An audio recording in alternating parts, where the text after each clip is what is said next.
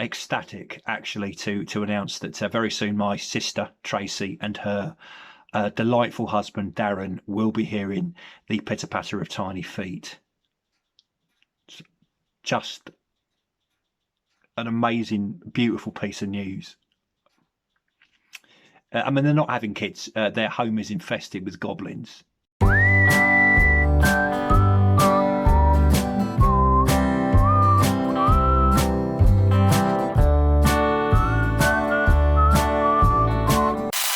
My boy is a scientific genius. He's currently putting his dad to shame, and I'm struggling to cope. This morning he goes, Dad. I go, yeah. He goes, science. I go, what?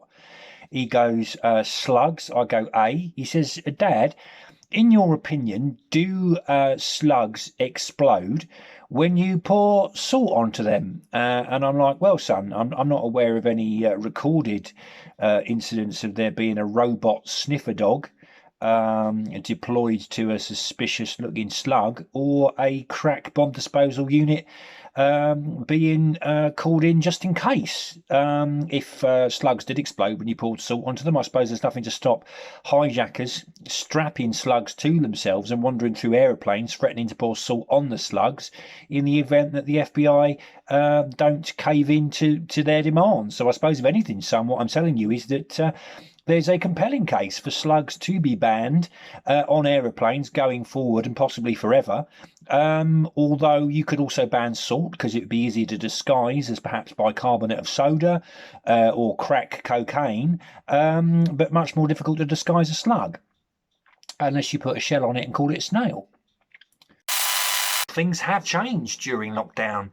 Like this week, for example, there's been a shortage of self-raising flour and yeast in the shops, and I think we probably need to think about reconfiguring the Great British Bake Off TV programme accordingly to reflect the new normal. So maybe have a kind of round at the beginning of the show where the contestants have to do hand-to-hand combat for the ingredients. You know, I mean, I'm not advocating any kind of Hunger Games scenario. I mean, even in the celebrity version, there's no celebrity, B-list, C-list, D-list or otherwise, who is so annoying that you would wish any kind of mortal danger to be inflicted on them, certainly not just in the name of marzipan. But you know, if that doesn't work, maybe some sort of martial arts skills might be required, you know, some sort of Bruce Lee action going on, some sort of smackdown over some glacé cherries. That'd be good. But I suppose if we're going for a slightly more gentler approach, we could ask the contestants to kind of wear some padded headgear, dress up in lycra, and maybe attack each other with giant cotton buds like they used to do in the TV programme The Gladiators in the 1980s. Maybe get them to sprint up some kind of travelator and leap off the end, fall into a giant bucket of custard. I mean, I don't think the bucket of custard was in Gladiators. That's merely that thought's merely in my own head, which is perhaps where it should remain. But you know, lockdown hair, lockdown hairiness. What was weird? My daughter Sharon, she said to me this morning, Dad, you're actually really hairy. Is it possible that you might be some sort of werewolf? And what does it say about me that for at least 5 seconds I was like, what if that's true? Because it would explain a lot. What if the slight lowness of mood that I feel every 4 to 6 weeks, that sort of tetchiness that I experience, isn't down to ongoing middle-aged anxiety? It's more to do with the onset of rampant bloodlust.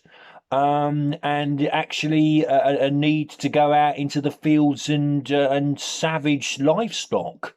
And it might explain some of the sheep corpses that have been found in very mysterious circumstances in the farms surrounding our village over the last few weeks. It might also explain why the cat suddenly dislikes me.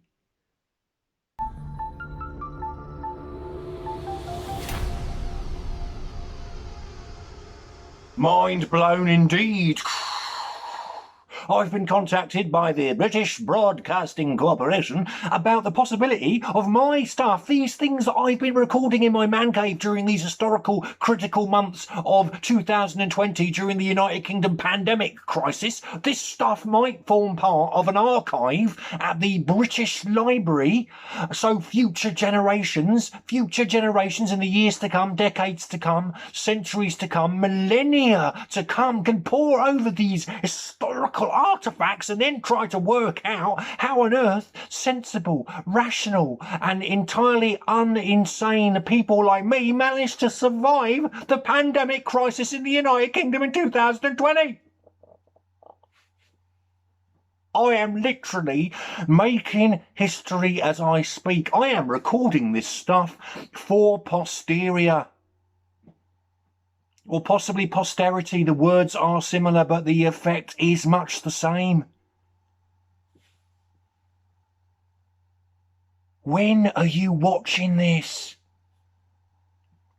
Is it like 300 years from now? Is it 2320? Maybe it's the year 3000 or the year 5000. Are you a cyborg? What? I've never met a cyborg. Well, I won't now, because when you're watching this, I'm dead. Are you made of like silicon whirring parts, or maybe you're slithering like some sort of tentacular alien? I just made up the word tentacular. It sounds amazing. Wow. Did the planet Earth get invaded in the year 4000 by aliens with tentacles from the planet Neptune, or possibly Mansfield?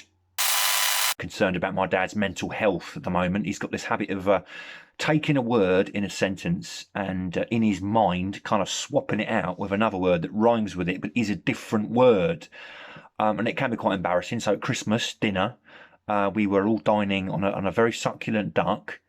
And, Dad taps me on the shoulder and he says, do you know what, Nige, what I'd really like to do now we're retired is take your mum on a lovely holiday to Viagra Falls.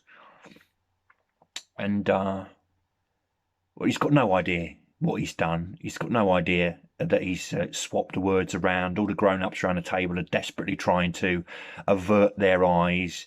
The kids are on their phones Googling the word. What does that mean? I've no idea.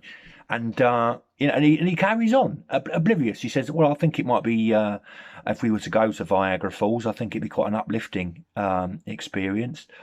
I'm not sure I could go all the way up, though, Nige, because of my fear of heights. But, it's something that your mum and I haven't really done together for years. So I think she might enjoy herself. And I'm like, well, I could check with mum for you, Dad, but at the moment it's quite difficult to gauge her opinion because she's bent over double with mirth, tears streaming down her face. In fact, I think she's laughing so hard it's conceivable she may actually have passed a tiny puddle of wee.